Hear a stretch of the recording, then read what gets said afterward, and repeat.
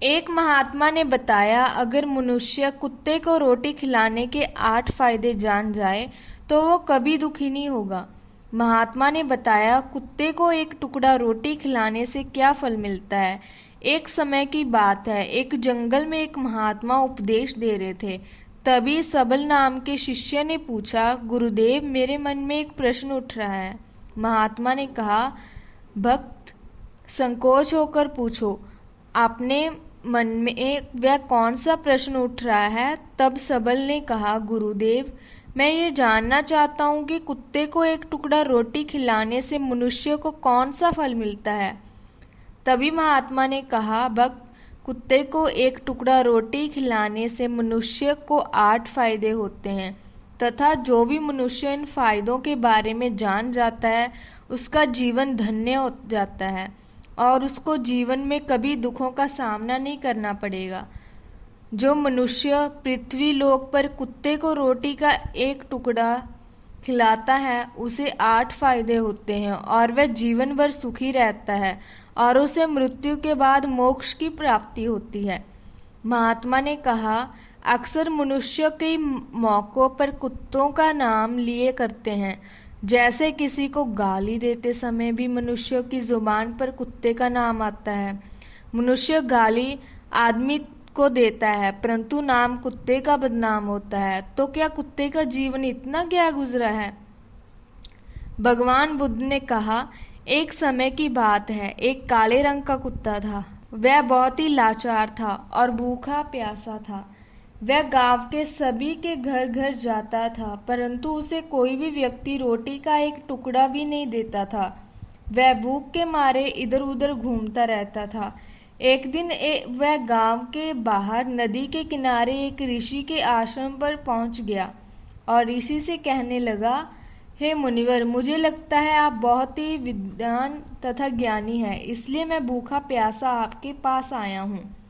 कृपा करके आप मुझे एक टुकड़ा रोटी का दे दीजिए कि मैं जाकर खाकर अपनी भूख को शांत कर लूं। तभी वह ऋषि कहता है, हे सवान, क्या तुम्हें गांव में एक टुकड़ा रोटी नहीं दिया किसी ने जिसे तुम खाकर अपनी भूख मिटा सको। महात्मा ने कहा, भक्त, वह कुत्ता ऋषि से कहता है, हे मुनिवर, मैं आपको क्या बताऊं, आप मेरी बातों पर विश्वास ही नहीं करोगे।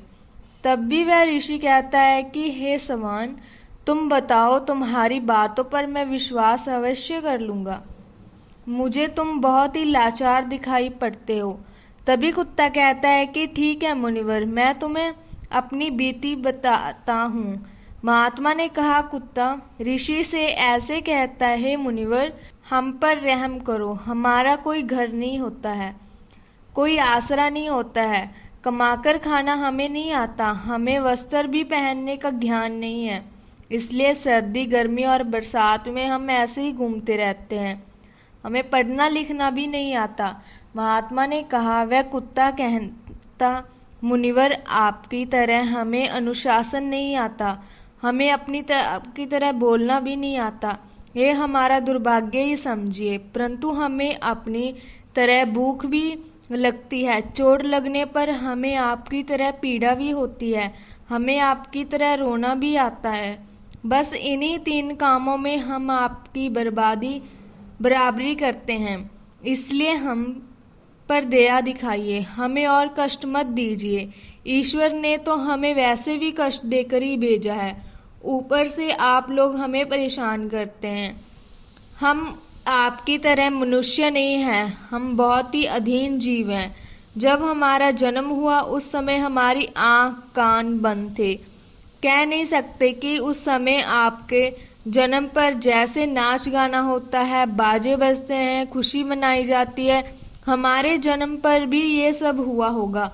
हमारे जन्म पर किसने खुशी मनाई होगी। हम जिस बिछौना पर थे वह रुई का नरम तो था, सर्दी बिल्कुल नहीं लगती थी। मैं मन में सोच रहा था कि किसी बड़े घर में पैदा हुआ हूँ, लेकिन जब हमारी आँख खुली तो मैंने देखा हमारी माँ, जिसे आप लोग कुटिया बोलते हैं, अपने 5 बच्चों को छाती से चिपकाकर एक राख के ढेर पे पड़ी थी। हम 5 भाई थे। बाकी 4 भाई तो लाल और भूरे रंग के थे। मैं अकेला ही काले रंग का था।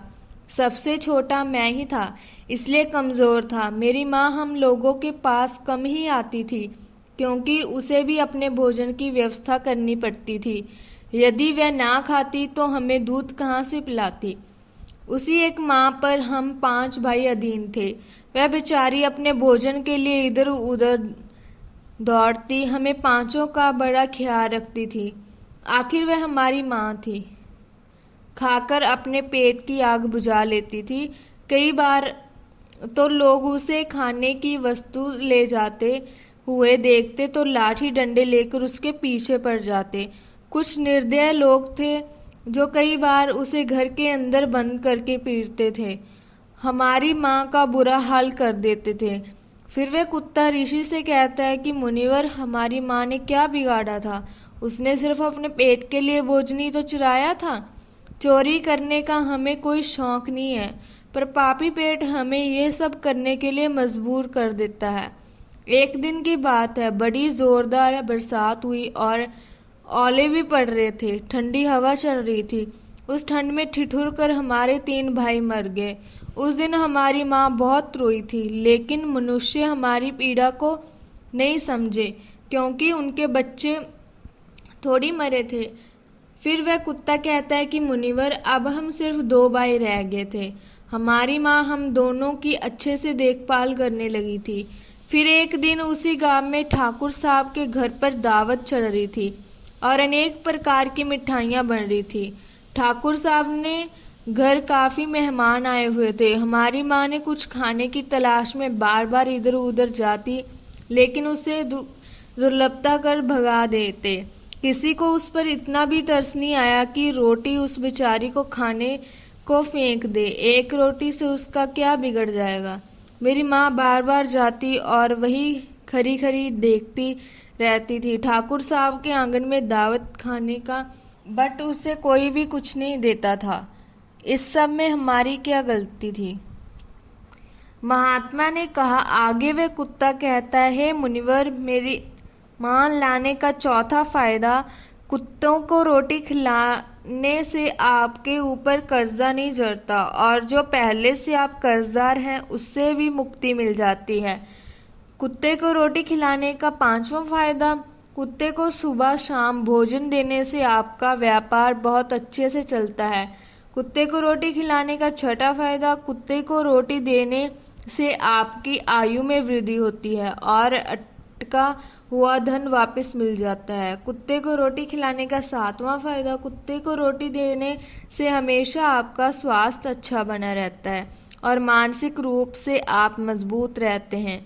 आपका मन हमेशा ऊर्जावान रहता है, अच्छे विचार आपके मन के अंदर आते हैं।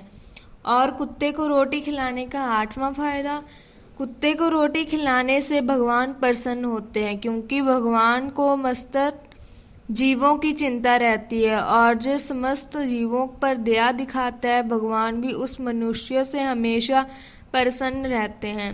भगवान की कृपा सदैव उस परिवार पर बनी रहती है। और अपने बुजुर्गों से सुना होगा कि जब कुत्ता रोता है, अब शुगुन संकट आता है, किसी की मृत्यु होती है, इसलिए कुत्ते को कभी रुलाना नहीं चाहिए। इस प्रकार से महात्मा ने सबल को कुत्ते को रोटी खिलाने के 8 फायदे बताए, और जो भी मनुष्य कुत्ते को रोटी खिलाता है तो उसे इन 8 फायदों का फल प्राप्त होता है और जीवन भर सदा सुखी रहता है। तो दोस्तों, उम्मीद है इस वीडियो से आपको काफ़ी कुछ सीखने को मिला होगा, और अगर कुछ सीखने को मिला हो तो हमारे इस चैनल को सब्सक्राइब कर लें। धन्यवाद।